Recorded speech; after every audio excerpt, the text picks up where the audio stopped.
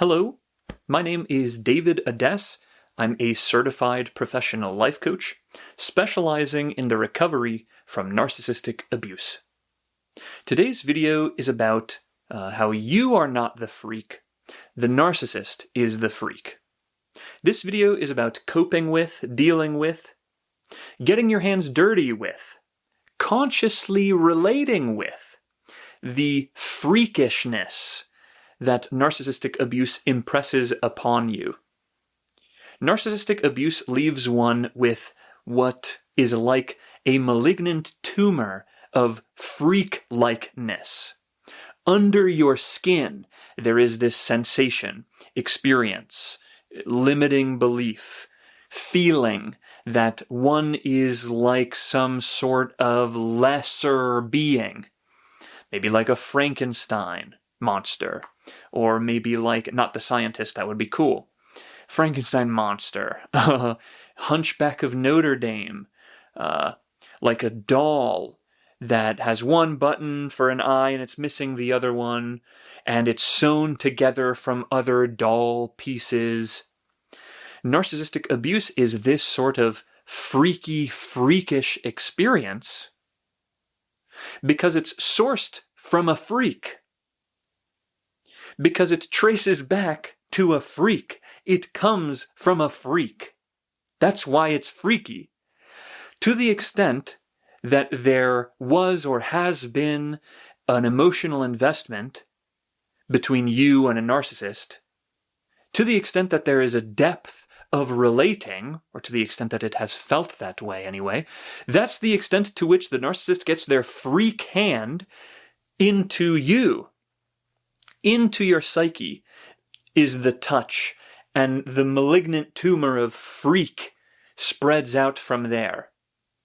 So recovering from narcissistic abuse is like finding that you've got this freak-like thing under your skin. It's in your unconscious, it's in your body, it's in your sleep, it's in your subconscious, just another word for unconscious. The narcissist doesn't just damage your conscious sense of self, like mess with who you think you are, lower your self-image. They have this way of almost suspending your self-image and muddling with the parts in the back so that when hopefully you survive the narcissistic abuse and your face kind of snaps back to yourself, now what's responsible for your self-image is malfunctioning. The depths of your being carry this freak-like malignant tumor thing. Recovering from narcissistic abuse means peeling away at this monstrosity that maybe hangs out right here, kind of next to your identity. You want to show people yourself, but you feel like they can't help but also see this shame and guilt and freakish, creaturely, ugly, whatever, unprocessed, primordial ooze, infectious, contaminated, you name a kind of visceral feeling, unpleasant word. It's what the narcissist is. That's what they get under your skin. So, recovery means taking a relationship that is almost completely, but mostly unconscious. It is an unconscious malignant tumor of freakishness that haunts you. In order to get it out, what that means is, getting it out means bringing it into consciousness. That means the work of consciously relating to the freakishness. Forming a conscious relationship with what in you feels associated, is associated, seems to be associated with whatever freak-like phenomena the narcissist left you with. The shame in you, the guilt in you, the low self-worth in you, the pain. Can I just summarize it with pain? The contamination that narcissism gets everyone that gets close to it with. And isn't that what talking about your pain and talking about your experience of this, isn't the act of talking about it a form of consciously relating with it? It's like the goal to render what is under your skin, to peel it out, to press it out of your pores. And what that means is the pain that's somewhere under your skin, somewhere deep in your brain, somewhere associated with maybe some forgotten memories or some just really painful memories, or it means bringing it out, which means, and this is the main point of this video, to reiterate, consciously relating with the freakishness. The only way out is through. What that's going to look like is some combination of finding yourself disidentifying with the freakishness. Sometimes it will be a kind of outward aggression, like, no, I'm not a freak, I don't feel like that at all, I don't identify with any of this crap, or something like this. Could even be like a momentary forgetfulness or denial, like you forget what you've been through, or you try to forget what you've been through, an attempt, unconsciously or consciously, to disidentify with the freakishness.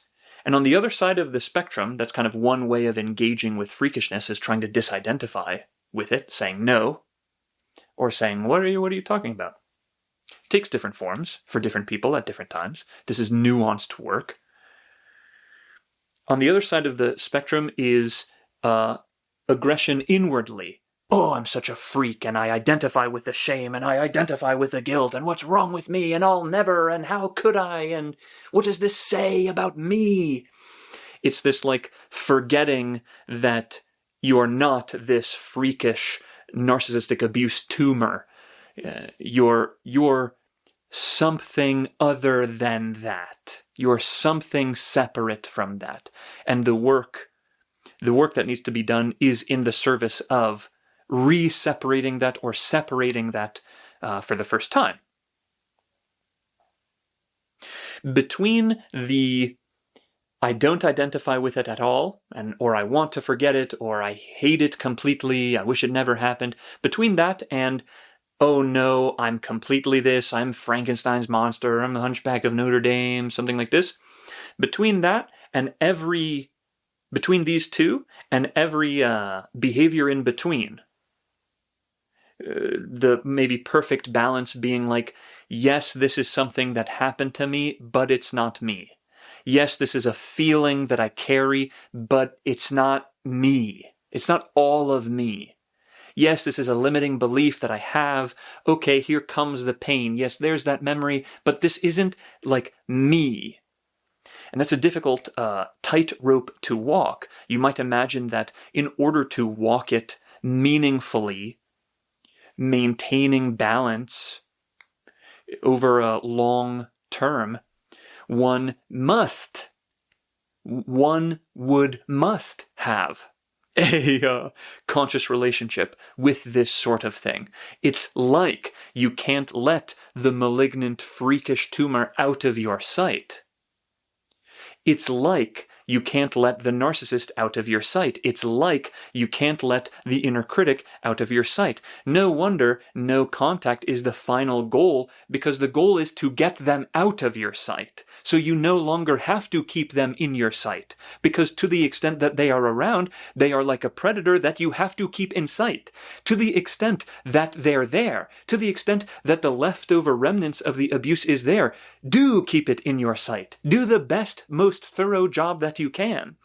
And through that, through accepting that that is the way forward, you will encounter all of the freakish implications of how you find yourself needing to keep what amounts to a predator that should be out of your sight in your sight to this extent. I can't believe I have to invest so much time and so much emotion into something that amounts to like an amoral predator that I would have been better off with not existing.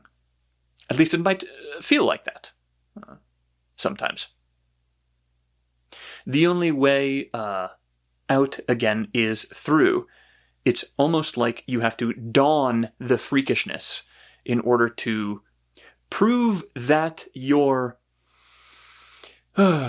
can move beyond it, because forgetting it is not moving beyond it. And of course, identifying with it completely is not moving beyond it.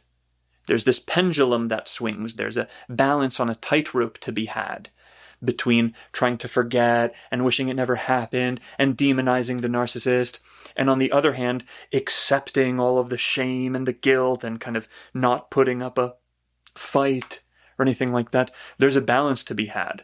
And again, wouldn't a meaningful balance over a meaningful amount of time be found, be fostered, be garnered, be maintained through a conscious relationship with this stuff?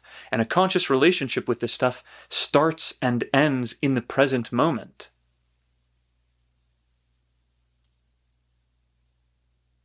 If you want to work with me personally, you can click the first link in the description to schedule a call with me.